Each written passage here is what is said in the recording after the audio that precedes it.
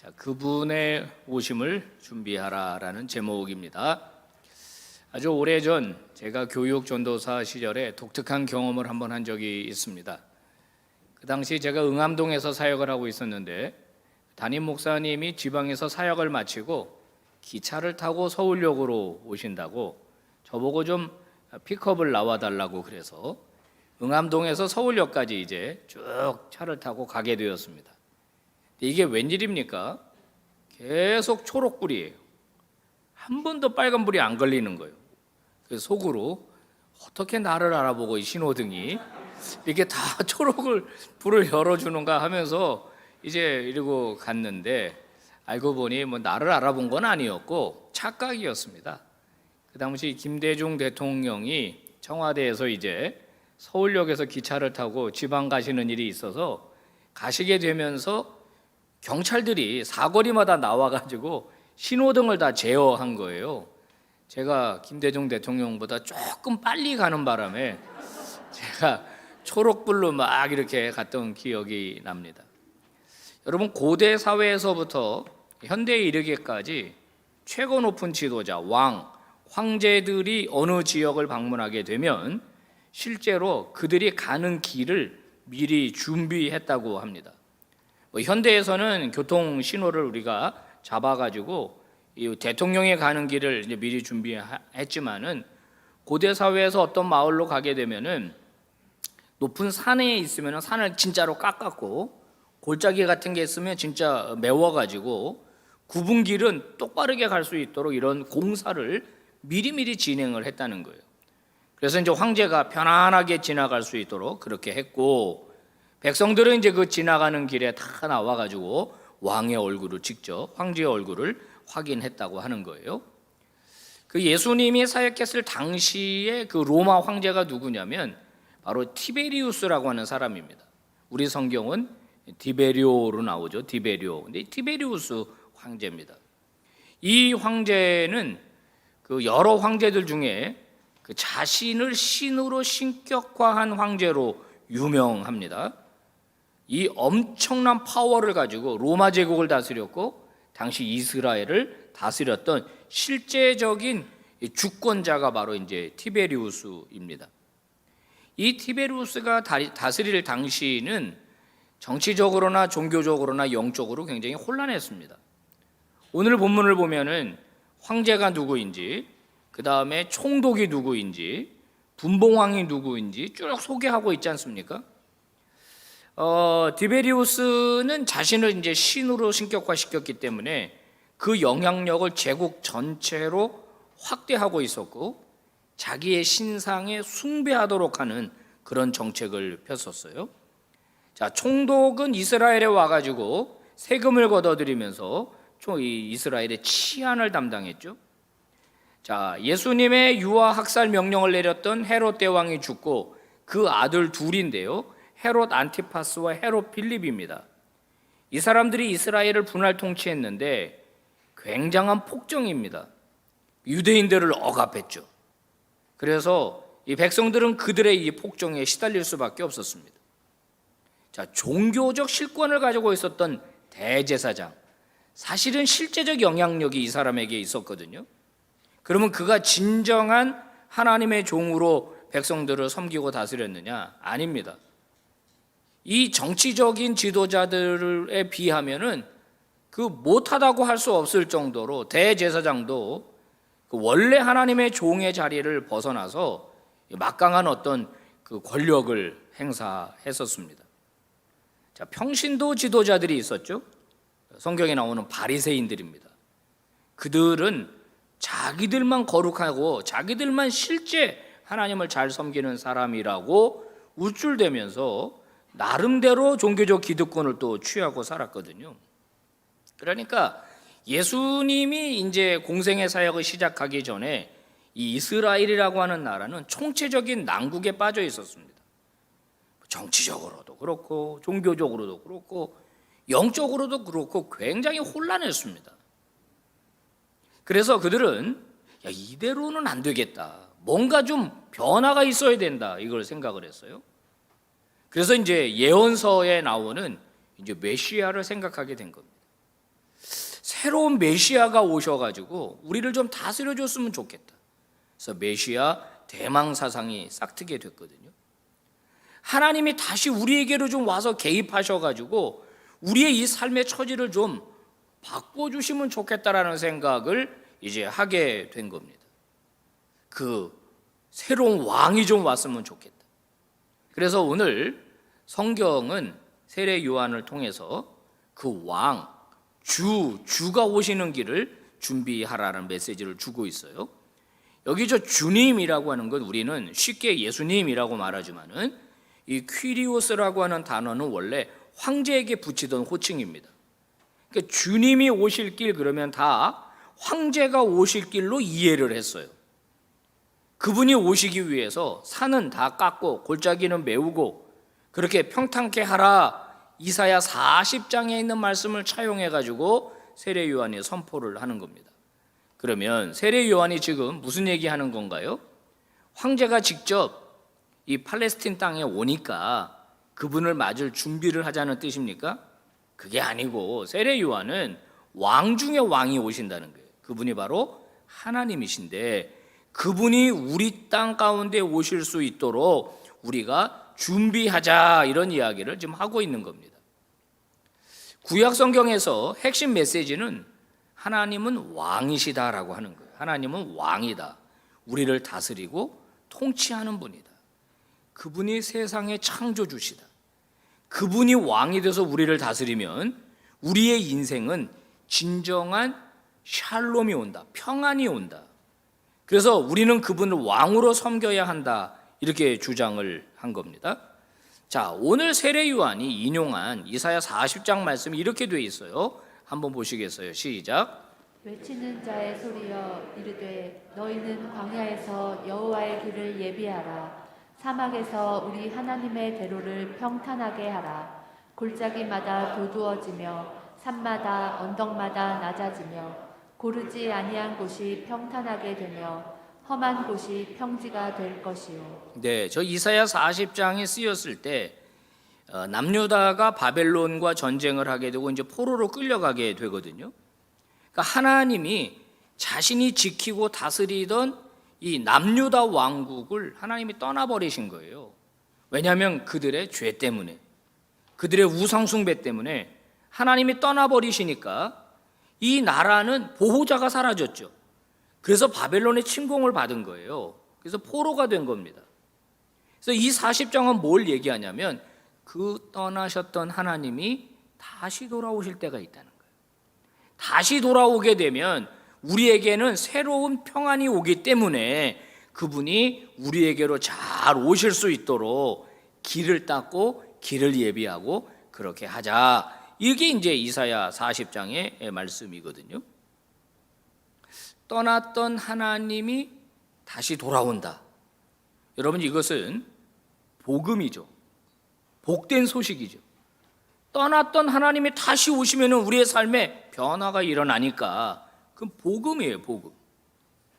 근데 그 떠났던 하나님이 누구냐? 바로 예수님이 하나님이시고 예수님이 이 땅에 탄생하시는 것이 바로 하나님이 오시는 것이고 그게 바로 왕의 귀환으로 본 겁니다. 그래서 이사야 40장을 차용해서 세례 요한이 떠나셨던 왕이 아들 예수가 되어서 우리 가운데 태어나시게 된다. 그분이 오셨다. 이 주장입니다. 복음서라든지 그 다음에 바울 서신이 한결같이 말하는 것이 바로 예수 그리스도가 우리 가운데로 오셔서 새로운 세상을, 새로운 통치를 이루어 가시는 것, 그 날이 왔다. 그게 바로 굿뉴스, 복음이라고 말하는 겁니다. 자, 오늘 본문에서 세례 요한을 길을 닦는 사람이라고, 길을 준비하는 사람으로 소개를 하고 있는데 왕이 오시는 길을 준비하는 사람이죠. 세례 요한은 예수님보다 6개월 먼저 태어났습니다. 그래서 왕이신 예수 그리스도가 메시아로 이 땅에서 사역할 수 있도록 미리 준비하는 그 역할을 맡았거든요. 그러면 그가 예수님이 다니시는 길마다 미리 가가지고 뭐 토목공사를 하고 도로공사를 했을까요? 아닙니다. 그가 메시아의 길을 준비할 때 그가 뭐 토목공사를 한 게 아니고 그건 은유적인 표현이고 그는 회개의 세례를 베풀었습니다. 예수님을 메시아로 받아들이기 전에 너희들은 먼저 해야 될 일이 있는데 그게 바로 회개다. 너희들의 삶을 바꿔야 한다. 이렇게 이제 외친 거예요. 근데 세례라고 하는 것은 여러분 원래 이방인이 이교도가 유대교로 들어올 때 받는 게 세례예요. 근데 지금 세례 요한이 세례를 베푸는 대상이 유대인이거든요. 그들은 이미 하나님의 백성이란 말이에요. 그들이 이미 할례도 받았단 말이에요. 그럼 이미 할례도 받았고 하나님의 백성이고 그런 사람들에게 왜 또 세례를 줬냐라고 하는 거예요. 왜 세례를 또 줬냐? 도대체 왜 준 거냐? 이유는 첫 번째 바로 그들이 하나님의 백성이기는 한데 이름뿐이었다는 거예요. 이름뿐이 하나님의 백성. 그래서 오늘 성경에 보면 세례 요한이 뭐라 그래요? 너희들 아브라함의 자손이라고 말하지 마라. 아브라함이 우리 조상이라고 말하지 마라. 그런 식으로 이름만 가지고 그런 족보 따라서 자연스럽게 하나님의 통치를 받을 거라고 생각하지 마라. 아니다. 아니다. 너희가 회개하지 않으면, 돌이키지 않으면 너희들은 독사의 자식들이다. 여기 독사가 뱀이잖아요. 그러면 창세기에 아담과 하와를 유혹해서 넘어뜨렸던 사탄을 말하는 거거든요. 그 독사의 자식은, 뱀의 자식은 결국 사탄의 자식이 될 수밖에 없다. 회개하지 않으면 너희는 사탄의 자식이 될 수밖에 없다. 그들에게는 실제적으로 하나님의 백성이라고 하는 증거가 삶에서 나타나지를 않았던 거예요. 그냥 형식적으로, 표면적으로는 하나님의 백성으로 살았지만은 실제의 삶을 들여다보니까 하나도 없었다는 거야. 하나도. 예수님이 이제 예루살렘에 나중에 올라가셔가지고 그 무화과 나무를 저주하신 사건이 성경에 나와요. 예수님이 그때 배가 고팠거든요. 그래서 열매가 있을 걸로 기대하고 갔는데 열매가 없었어요. 예수님이 그 자리에서 저주하셨고 그 나무가 뿌리채 말라버렸습니다. 여러분, 그 당시 유대인들은 잎만 무성한 이런 무화과 나무 같았던 거예요. 겉으로는 번지르르한데 겉모양을 보면은 굉장한 사람들 같은데 실제로는 열매가 없는 사람들. 그래서 예수님은 그들에게 바로 이런 비유 기적을 통해서 그들을 이제 경고하신 거예요. 그 당시 이스라엘 사람들은 새롭게 하나님의 백성으로 다시 거듭나고 태어나는 게 필요했습니다. 그래서 세례를 받는데 이 독특한 건 뭐냐면 요단강 건너편으로 건너와서 세례를 받으라는 거예요. 그러니까 이쪽 편에서 세례를 주면 편하잖아요. 근데 강을 건너려면 이게 힘들잖아요. 이게 배를 타야 되고 여간 불편한 일이 아닌데 요한은 강을 건너오게 만들었어요. 이게 뭐냐면 여러분, 이스라엘 백성들이 출애굽할 때 홍해를 건넜지 않습니까? 그 비유를 차용해 온 겁니다. 홍해를 건너야만 하나님의 백성이 되는 거예요. 홍해를 건너지 않으면 바로의 백성이 되는 겁니다. 그러니까 홍해 기준으로 그 이전과 그 이후가 나뉘는 것처럼 너희들이 하나님의 백성으로 다시 거듭나고 싶다면 요단 강을 건너와라. 강을 건넌 이전과 이후는 달라지게 된다. 이렇게 이야기를 하는 겁니다. 성도 여러분, 오늘 하나님께서 우리에게 묻는 겁니다. 너는 진짜 하나님의 백성이냐? 너는 진짜 신실한 그리스도인이냐? 너는 하나님의 자녀답게 살아내고 있느냐? 너의 삶에는 실제적인 열매가 있느냐라고 우리에게 묻고 있는 거예요. 여러분은 어떠세요? 여러분은 어떤 그리스도인입니까? 혹시 그저 주일에 교회 나오고 성경책 끼고 겉모습은 집사님, 권사님, 장로님, 목사님인데 실제 우리의 삶을 들여다보면 그런 증거가, 그런 열매가 나타나고 있습니까? 여러분, 오늘 이 누가복음 3장 말씀은 오래전부터 대림절을 맞는 그리스도인들에게 주어진 본문입니다. 이런 거예요. 예수님을 만나기 전에 먼저 세례 요한을 만나야 된다는 거예요. 예수님이 오실 길을 준비했던 세례 요한이 했던 메시지를 오늘 너희들도 들어야 된다는 거예요. 여러분, 세례 요한을 만나는 건 기분 좋은 일은 아닙니다. 그의 메시지가 굉장히 레디컬하거든요. 직선적이거든요. 겉모습도 그렇게 뭐 좋고 편안하고 뭐 이렇게 뭐 신사적인 사람은 아닙니다. 오늘 세례 요한은 저와 여러분에게 질문을 던집니다. 너 스스로 구원받았다고 생각하지 마. 네가 그리스도인이라고 세례받았다고, 네가 집사라고 권사라고 장로라고 너 스스로 하나님의 자녀라고 생각하지 마. 한 번쯤 너를 돌이켜봐. 하나님은 돌들을 가지고도 그 백성을 만드실 수 있어. 그러니까 너희들 2022년 성탄절 아기 예수를 만나기 전에 먼저 너희 스스로를 돌아봐. 회개해야 돼 라고 말하고 있는 거예요. 성도 여러분, 회개가 뭐예요? 회개는 단순한 후회가 아닙니다. 하나님 나 이거 잘못했어요. 우리가 참회의 기도도 드립니다마는 진정한 회개는 삶의 방향을 전환하는 거예요. 자, 우리가 운전하면서 어디를 향해서 갑니다. 부산을 향해서 간다고 해봅시다. 길을 잘못 들었어요. 거꾸로 가고 있어요. 그럼 어떡하죠? 유턴 신호를 찾아서 빨리 돌려야 돼요.